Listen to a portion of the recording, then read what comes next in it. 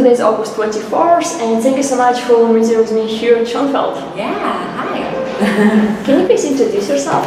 Yes, I am Julie Reiber, and I'm in the Broadway company of Come From Away. I'm one of the standbys, and yeah. What characters do you cover?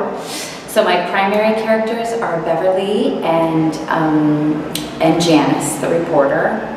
Those are my two primary people. I go on mostly for Beverly. I also do all the press, lots of the press for the show as Beverly as well. I travel around with Beverly Bass. And,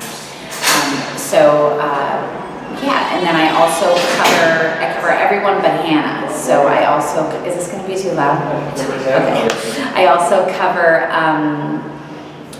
Diane, I cover Beulah, and I cover Bonnie. How old were you when you found out that standbys exist? How old was I? When you found out about standbys? Because there are actors, but not many people know what understudies, swings, and standbys, Yeah, well, it's funny. The very first show that I ever did, I was 12 years old, and I played, it was like a little homegrown show at the Bellingham Community Theater in Bellingham, Washington, where I grew up. And what happened was I was Little Red Riding Hood in this show, and Cinderella was the star, and she was like 16 years old, And Cinderella got tonsillitis.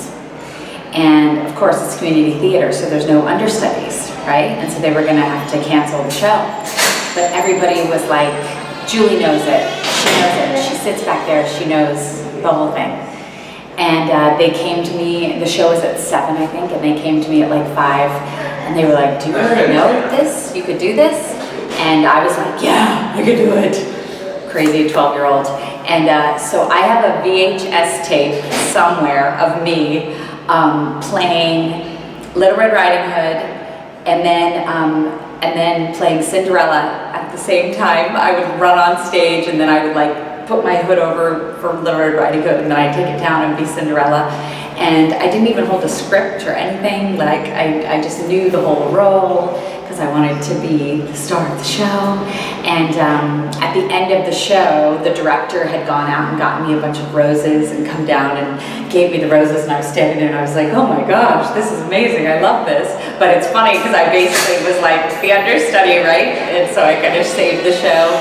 And so I guess that was the first time that I really understood that, like, if you don't have someone to cover the people on stage, the show can't go on, really. So I'd say I was about 12, I guess, then, when I learned about understudies, yeah. Wow. Yeah. Just by chance, yeah. Why did you decide to become an actor? I mean, I always sang. Supposedly I was singing since I was 2 years old, just like constantly, kind of like my daughter. I have a 4-year-old, and she's doing the same thing. She's just walking around singing to herself all the time, and she loves to sing. And I did that just all the time. I always loved singing. And I always was playing characters. I was always dressing up and just like playing dress up and being different characters, just like she does now. And yeah, it was just always my passion. I just always wanted to do it. And then when I did my first show when I was 12, I just got the bug. I was done. Like, I loved it. I was like, this is what I'm doing. And I just knew that that's what I always did, Yeah. Was there any musical in particular that really spoke to you? Well, the first big musical that I ever saw was Les Mis. And I remember running that cassette tape into the ground. I had the cassette tape. And I always wanted to be Eponine. I always sang the Eponine songs. And yeah, that was my first big show that I saw. And of course, it was just like, whoa. I mean, that of all shows is just massive. So I guess that of course like helped hook me too, but I feel like I was already hooked before I even like saw. What really hooked me was being in it and being on the stage, and then after that just seeing more shows just got me going even more on it. Can you tell me about your training? Yeah, so I come from a little town in Washington State called Bellingham, Washington, and growing up there, you know, I didn't really know about all these like musical theater programs, right? So I started studying voice when I was 12, and I studied classically, and so I was doing classical singing pretty much all the way through up until I came to New York, really, because what ended up happening is I sang classically, and I always sang in the jazz choir, and I always just sang, but I had a lot of competitions as an opera singer, and like I won the national opera competition at one point, and I ended up being, I went to the school there in Bellingham, and I was a vocal performance major and an acting minor, because they really only had the opera program. They had this big music opera program, but the acting and the musical theater stuff they didn't really have going on. So I was an acting minor so that I could study acting, but I was a vocal performance major doing all of the operas and stuff. So I sang opera all through college, and then so I got my bachelor's, and then I moved to New York. And my first big job here was Rent, which could not be further from opera, and so that just kind of set me on my track, because the musical theater and the jazz and the pop singing and like the high belting stuff, all that just kind of always came naturally to me. The opera stuff was always really hard, and so I fell into more of this vibe, because this is just more of who I am and a little easier. But you know, the classical training definitely helps me. Like, I've got cords of steel because I think I sing right, and I can usually, you know, plow through anything because I know how to sing right, you know, so that's nice, that's good. When did you hear about Come From Away for the first time? So I heard about Come From Away. I kind of heard a buzz through the community, through friends and just sort of the Broadway community. I had heard about it, and I found out that I had a bunch of friends in it. So I came, before it opened on Broadway, I came to previews so that I could see it for cheaper before it blew up and was a big hit, because I was hearing such good things about it. And I had a bunch of friends, so I came during previews, and I saw my friends, and I went backstage, and I was like, guys, you got a hit on your hands, this is amazing. And then like 2 weeks later, I got the call to come in because they were adding 2 standbys to the Broadway company. So right after they opened, like a couple days later, I came in as a standby. So did you have to audition? Yeah, I auditioned. Yeah, it was quick. It was a quick audition. I auditioned in the morning, and then I auditioned in the morning. I had a little dance callback, and then they called me within an hour asking me if I wanted to do it. So it was all pretty quick. Yeah, it was a quick day. Yeah. What do you remember about the audition? What did you have to do? So I actually, when I auditioned, I was not aware that it was covering 5 parts. I was told that it was covering 2 parts. I don't know if that was sneaky to get me in there, or if they forgot to tell me. But yeah, I only thought that it was Beverly and Janice. And that was the only material that I had. So I did Me in the Sky and a little bit of Welcome to the Rock. And then I had sides for Beverly and sides for Janice and her flight attendant, and Annette. So Beverly and Annette, and the flight attendant and Janice. And that's all I had. So I just did all that material, and then when they called to offer it to me, my agent was like, so they actually, those are your 2 primary people, and then you have 3 more people. And I was like, what? I was like, that's a high paid swing. But you know, this is a very unique show because it's all principals. And the way Broadway works is you have different contracts, right? So if you normally have understudies within the company of an ensemble, but we don't have an ensemble because everyone is on principal contracts. So the only way to cover this show is to have us be standbys, which normally a standby only covers like 1 starring role, right? But the only way that they can do it is for us to be standbys because we're on principal contracts, but we're pretty much like swings because we cover 5 people. But it's the only way to do it here, you know? It's a tricky little beast, and there's no other options. So that's what we do. So I cover 5 people. Wow. Yeah. What is it like in comparison to being a stand-by on Wicked? It's a lot harder. It's a lot harder because, I mean, this is the hardest show I've ever done. It was the hardest show I've ever had to learn, and I've done a lot of shows, but like this is the hardest thing that I've ever had to do. It's just brain-wise, it's like I've compared it to the idea of having to be like a swing in the Rockettes Christmas show, because it's like with all the chairs and with all the intricacies of the traffic, and then you're layering on the coats and the hats and there's so many different little layers to it that it almost, each track almost becomes kind of mathematical when you're compartmentalizing it in your mind.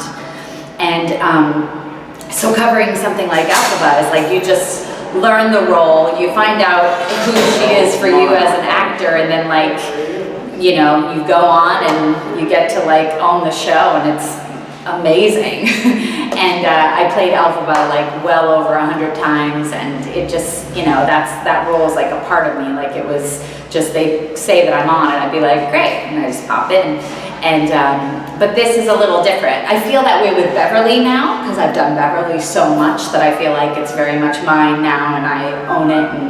But when you're in a show like this and you're covering like these really full, rich roles that are so complex, and each track is like that, it gets a little tricky if you haven't done it in months. And if you're, you know, when you're doing something over and over again, it gets like second nature, and you really can own it. But when it's not happening that way, and you're diving in every once in a while, it can really mess with you. It's hard. It's really hard to maintain it and keep it in your brain super tight to where you can go and nail it, you know. So it's hard, way harder than Wicked, I think.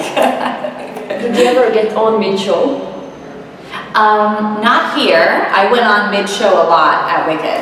That happens a lot with Alphaba, just because it's such a big sing, and I think sometimes people think they've got it, and then they get through the wizard eye and they realize they don't.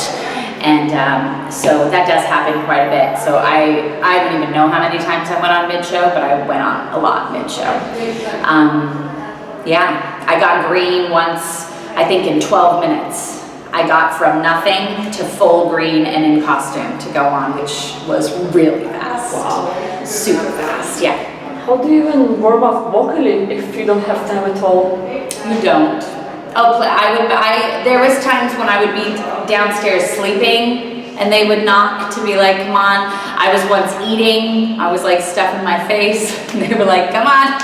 So yeah, you just have to go for it. You know, luckily my voice is I've never really been so good about proper vocalization. So my voice is kind of used to just jumping in.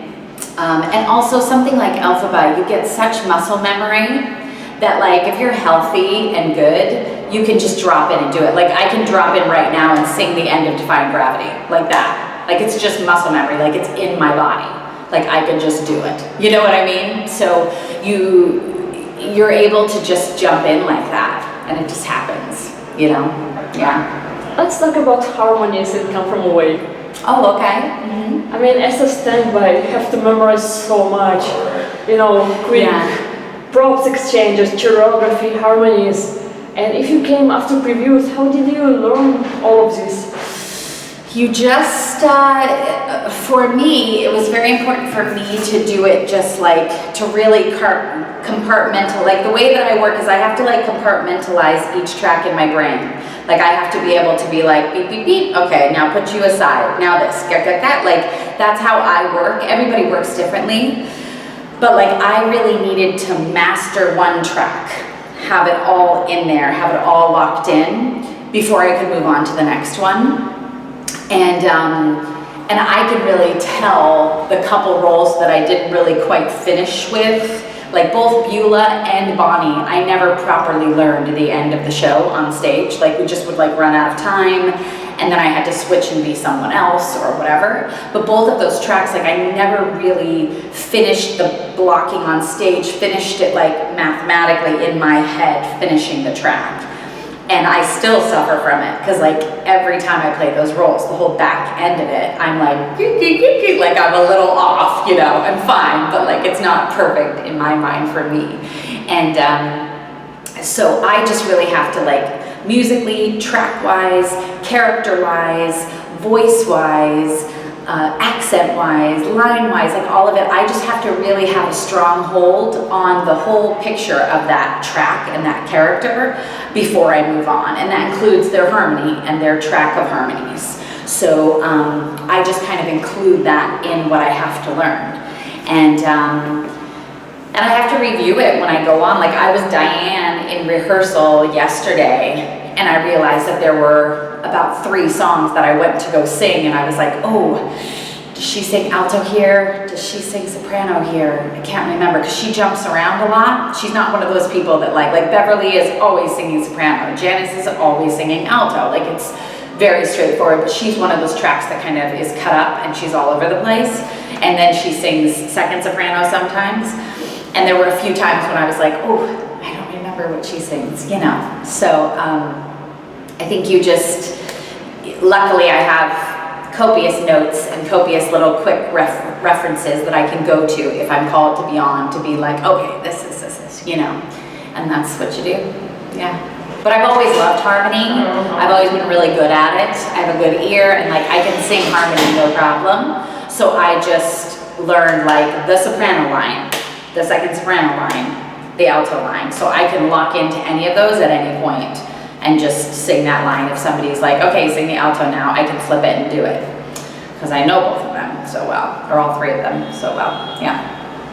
How do you prepare a song? One actor told me that he kind of writes it down as a monologue, like kind of changes the structure of lyrics to, you know, get into the head of the character, I don't know. I do that too. I write it all down. It also helps with memorization for you to like physically write it down. But I always think that that's important, because if you look at it as a monologue, it's really another process of finding out the storytelling of the song. Because when you're singing it, you always have the music influencing you, or you have certain words that are held out or whatever. But if you were to just say that line, where's the focus of the line? What are you actually saying? Even though you're holding that word out, is that really the focus of the line? Is that really the focus of that little chunk of story, you know? So I do the same. I write it all out. It helps me to memorize it. And then you can sort of analyze the song as a monologue to sort of find out you know, where your story is going, what story are you telling, and what the intention of the song is, and where also just, you know, to find out where you're starting from. You can also, I also always, if it's within a big piece, I always want to know what's just happened, so that I know what I'm coming from. Because if I was in the show, of course, you would have that to play off of as well. And so, and if it's not a big piece and it's just a standalone song, then sometimes I'll just come up with what I'm coming from, you know, just so that you have a place to start, so that you know what has made you start singing, right? Because musicals are all about like, you don't have words anymore, just words alone. You have to sing it to express yourself. So you have to be coming from somewhere and know where you're at. Yeah. How do you deal with anxiety? So yeah, I'm interesting with anxiety. I have anxiety in some situations, and then other situations I got none. It's funny, it's like situations that I would think that I should be super anxious, like Broadway and Bryant Park, or like, you know, these huge crowds. Or when I sang in Chicago, I sang Me in the Sky with a full symphony orchestra for 30,000 people at the amphitheater there. And I flew in and my plane was delayed and I didn't get to rehearse it with the symphony. I've never sung Me in the Sky with the symphony ever. I had no rehearsal and I had to step out on stage and sing it. But I wasn't nervous at all. You should think I should be nervous then. But then I might get nervous if like when I was going on for the first times here, I was completely flipping out. Or if I haven't gone on for a while here and I'm a little anxious about making sure that I know what I'm doing, then I'll be in my head a bit. And so what I usually do, I mean, I always try to, like every time before I walk out for Me in the Sky, I always tell myself, you've got this. Like I always say to myself, all right, let's go, you've got this. Because it's like, what happens for me is my little gremlins in my head talk to me while I'm performing to be like, do you really know this? Do you really know the words? Are you gonna forget the words? You know, and those mess with me. So what I need to do for me is just to reassure myself and trust myself that I know what I'm doing and that I've got this. And so whenever I'm on stage and I'm in my head, I just do my best to shut it down and just say, just relax. I just talk to myself and I just say, you've got this, Jules, you know this, you've done this, just trust yourself, be in the moment. Because I think also to remind yourself to just be in the moment, to be in the storytelling, to be in the lyrics, that clears everything out. Because if you're in your head talking to yourself, if you just say, tell the story, if you just tell yourself, tell the story, just be in the words, tell the story, you immediately are shut down from yourself and you're focused on telling the story. And there's no fear in telling the story, you're just talking to someone, like, that's fun, like you're just expressing a story. So as soon as I can like clear that out and just get myself back on track of telling the story and get my personal stuff out, then I'm good to go. So I mostly just end up sort of talking myself down in those moments, you know? It's also always helpful to open my body up before a show. Like I like to stretch. I like to do like a little yoga if I have time, which is a lot of breathing and just kind of opening myself up, which also helps to relax you. And but I guess I'm lucky that I don't have a ton of anxiety issues. A lot of actors do, but I definitely have some, you know, and they just kind of pop up here and there, and I just take them as they come, you know, but I really find that if I just focus on the work, if I remind myself to focus on the work and be in the character, be in the storytelling, I pretty quickly can like kick it out, you know, yeah. Is there anything you would like to talk about? Oh, I don't know. So the focus of this is understudies and standbys and Yes. Well, I think that swings are some of the most talented people on Broadway, hands down. And I also think that every single person that works in this business should have to be a swing or an understudy at some time. Because I think that if that happened, people would have a lot more respect for what we do. There would be a lot more just sort of care and space around the choices that are made and how we're treated and how, you know, this company is exceptional and extraordinary and one of the best situations that I've ever worked in. But there's definitely situations where as an understudy you aren't always treated as well or as respected as the people that are in the show. And in my mind, we are some of the most important people in the building. We are the ones who actually should be cared for a lot because we save the show. We save everybody's ass all the time, right? Like, and so it's important for us to be taken care of and for us to feel respected and for us to be healthy and for us to get days off and for us to get all of the things that everyone else does, you know? And so there's a little bit of a fight for that sometimes in this job, and sometimes it can be a little hard.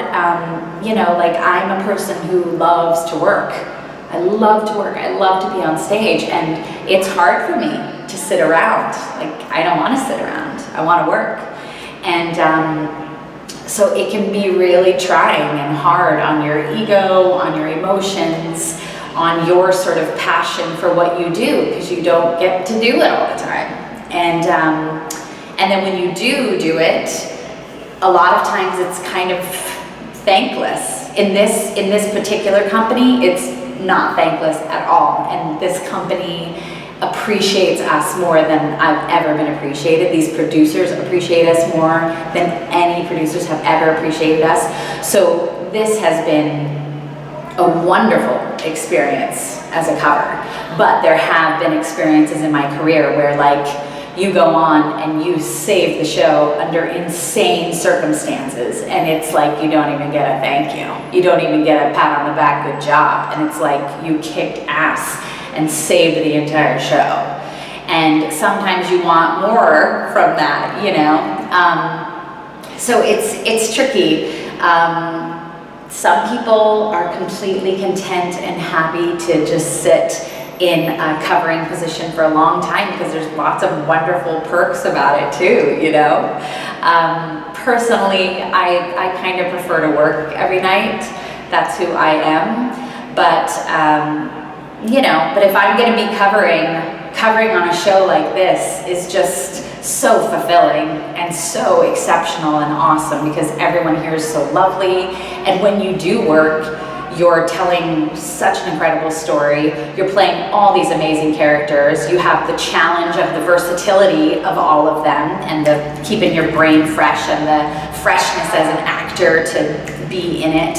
And so this particularly is very challenging and fulfilling as a cover. So if I do have to cover, this is not a bad place to be, you know? Yeah. Would you want your daughter to be a standby? Oh. She told you like, Mom, I want to follow your reel. Yeah, I mean, look, if she wants to, I think she'll probably be like me and she'll want to be the star of the show mostly, but look, I mean, I have been blessed to work in this business nonstop. Like I've had 2 daughters and I've jumped right into shows right afterward, and I've been very blessed to just consistently work when I want to.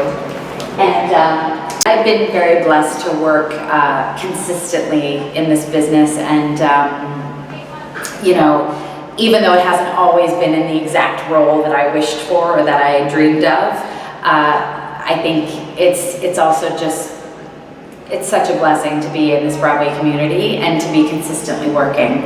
And especially now with a family of my own, and being able to keep doing that is just, I mean, you can't complain.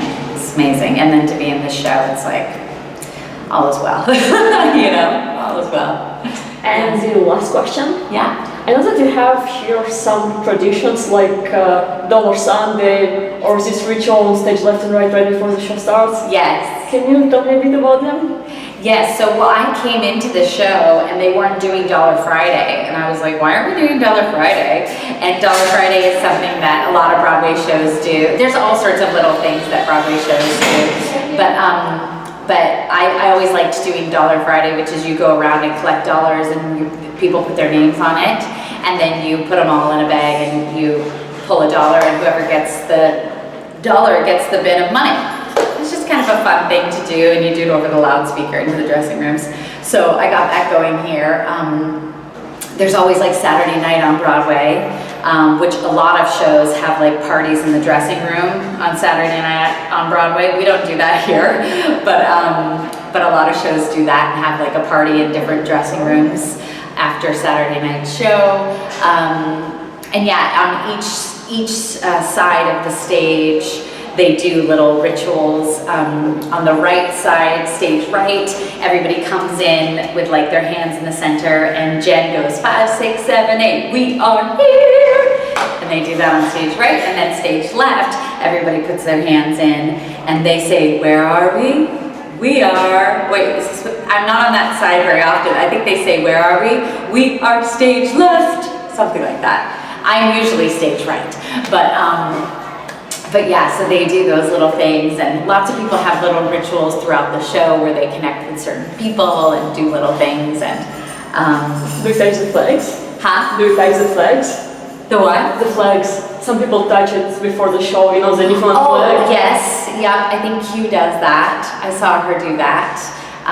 Yeah, that's kind of similar to what we used to do in Rent. In Rent, there was the plaque for Jonathan Larson backstage, and before every show you walked by and touched it. So I do see a couple people touch the flags, and yeah. Anything else before we finish? No, it's good. It's great. Thank you so much for meeting me today. Oh, my pleasure. My pleasure. Bye.